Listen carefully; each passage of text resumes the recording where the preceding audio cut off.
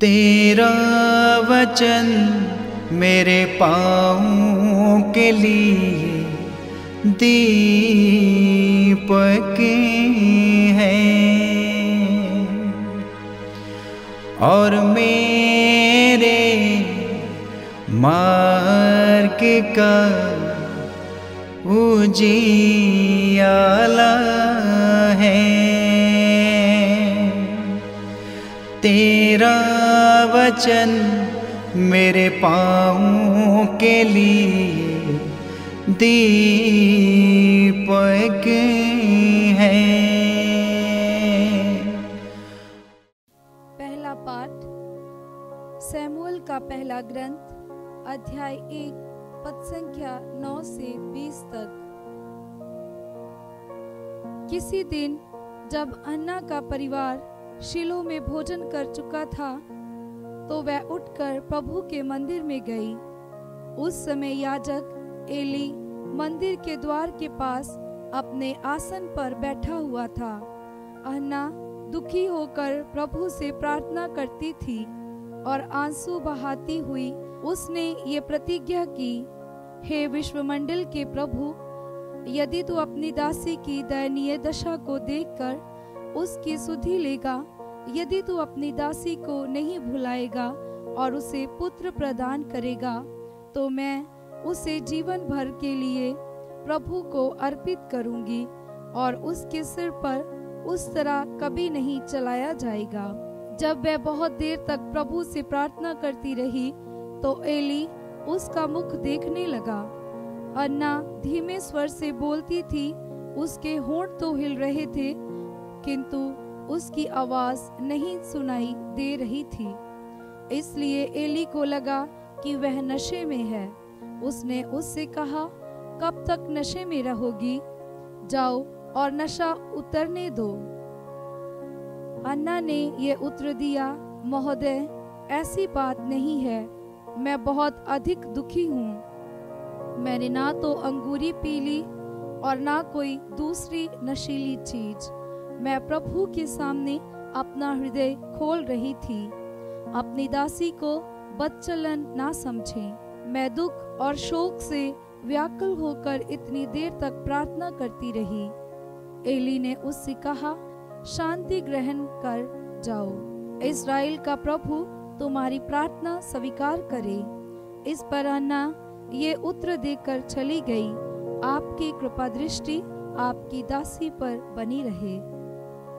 उसने भोजन किया और उसकी उदासी दूर हो गई। दूसरे दिन वे सवेरे उठे और प्रभु की आराधना करने के बाद रामा में अपने घर लौट गए। अल्काना का अपनी पत्नी अन्ना से संसर्ग हुआ और प्रभु ने उसे याद किया। अन्ना गर्भवती हो गई। उसने पुत्र प्रसव किया और ये कहकर उसका नाम शमूएल रखा, क्योंकि मैंने उनको प्रभु से मांगा है। ये प्रभु की वाणी है। ईश्वर को धन्यवाद। भजन अनुवाक्य। मेरा हृदय प्रभु के कारण आनंदित हो उठता है। मेरा हृदय प्रभु के कारण आनंदित हो उठता है।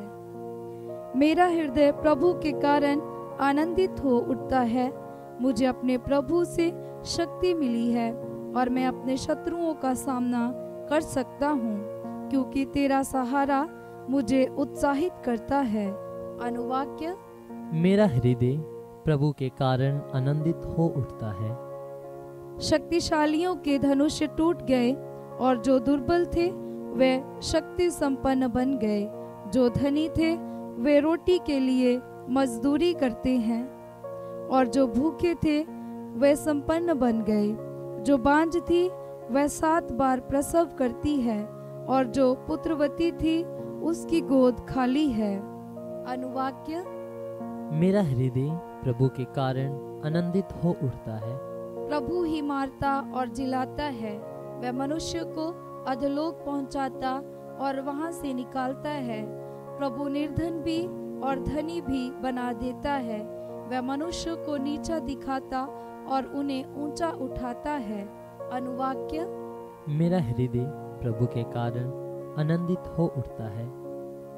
वह दीनहीन को धूल में से निकालता है और कूड़े पर बैठे हुए कंगाल को ऊपर उठाकर उसे रईसों की संगति में पहुंचाता है और सम्मान के आसन पर बैठा देता है। अनुवाक्य। मेरा हृदय प्रभु के कारण आनंदित हो उठता है। जय घोष हालेलुया। अनुवाक्य। हालेलुया। आप ईश्वर का संदेश मनुष्यों का नहीं, बल्कि जैसा कि वह वास्तव में है ईश्वर का वचन समझकर स्वीकार करें। अनुवाक्य।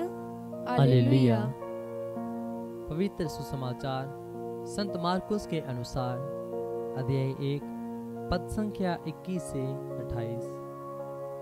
वे कफरनहूम आए। जब विश्राम दिवस आया तो यीशु सभागृह गए और शिक्षा देने लगे। लोग उनकी शिक्षा सुनकर अचंभे में पड़ गए, क्योंकि वह शास्त्रियों की तरह नहीं बल्कि अधिकार के साथ शिक्षा देते थे।